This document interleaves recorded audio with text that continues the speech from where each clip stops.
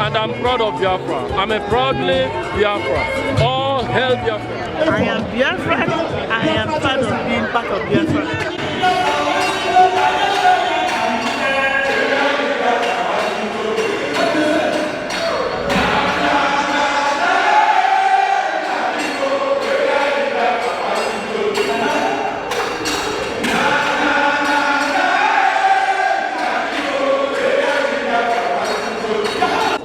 Biafra, all hail Biafra, all hail Biafra, all hail Biafra.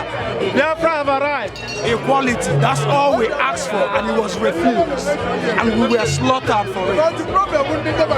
And we did not see Britain killing Scottish people when they asked for referendum. It is all about dialogue.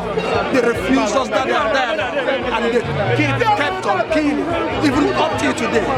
Since '67, the same thing that led to the war is still existing in Nigeria. It's unacceptable. We cannot continue like that. All we just ask is for peace, for inclusiveness, and they refused it. We don't have any option anymore. We want to leave. Today, I'm a proud Biafra. I'm a proud Biafra. Yeah, I'm Biafra and I'm so proud of it. I am a happy, proud Biafra.